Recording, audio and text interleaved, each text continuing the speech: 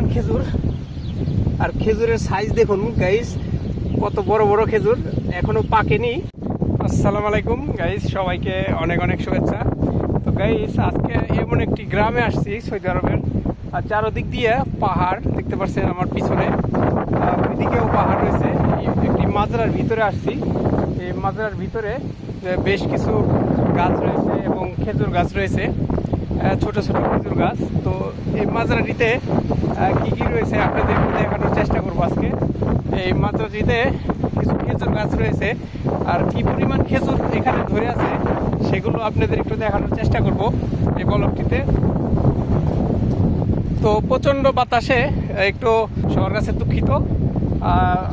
তো এখানে এই মাজরাটির ভিতরে একটি কুয়া রয়েছে, কুয়া থেকে পানি উঠায় মূলত।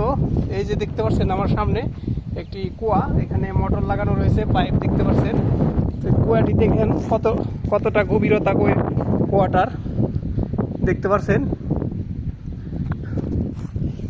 এই বড় একটি কুয়া।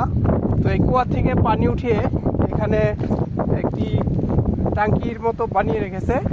এই ট্যাঙ্কি থেকে গাছগুলোতে পানি দেয়।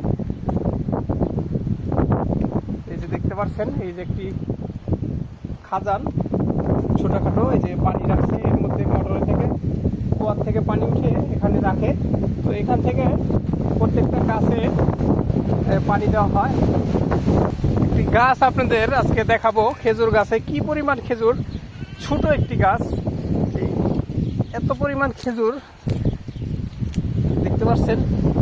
কি পরিমাণ গাইস খেজুর, এরকম খেজুর বাংলাদেশে থাকলে তো এটি থাকতোই না, সবাই চুরি করে নিয়ে যেত, এরকম অবস্থা হতো। কিন্তু এখানে কোনো লুকই নেই। এই গ্রামটিতে খুব হলে 10-12 জন লোক হবে এরকম। এই আশেপাশে মরুভূমি, পাহাড়ই বেশি, কালা পাথরের পাহাড়। তো এই মাঝখানে এই গ্রামটি। তো এই যে দেখতে পাচ্ছেন কত ছোট একটি গাছ, এই কি পরিমাণ খেজুর, আর খেজুরের সাইজ দেখুন গাইস, কত বড় বড় খেজুর, এখনো পাকেনি, এটা কাঁচা কাঁচা। এই খেজুরের ভারে দেখতে পাচ্ছেন নুয়ে পড়েছে। এই চারদিকে খেজুর রয়েছে দেখতে পাচ্ছেন।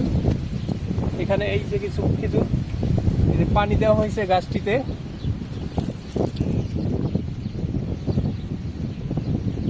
তো বেশ কিছু খেজুর গাছ রয়েছে এই মাজরাটিতে, এছাড়া অন্যান্য গাছও রয়েছে। তো মরুভূমি এলাকাতে এরকমভাবে এই মাজরা করা হয়, বিভিন্ন ধরনের খেজুর গাছ, অন্যান্য গাছও রোপণ করা হয়। এখানে আরেকটি গাছ দেখতে পাচ্ছেন, খুবই ছোট এবং কম বয়স হবে, বেশি একটা বয়স হবে না গাছটির। দেখতে পাচ্ছেন এই যে খেজুর ধরে আছে, এটাও বড় জাতের খেজুর, আপাতত ছোট ছোট হয়েছে। তো পাশেই রয়েছে ছাগলের মাজরা, এখানে ছাগলও পালন করা হয়। এই যে দেখতে পাচ্ছেন এখানে একটি গাছ খেজুর ধরে আছে, এবং পাশে যে ছাগল পালন করা হয়, ছাগলের মাজরা রয়েছে দেখতে পাচ্ছেন ওখানে। তো আশা করি গাইস ব্লগটি আপনাদের কাছে ভালো লেগেছে।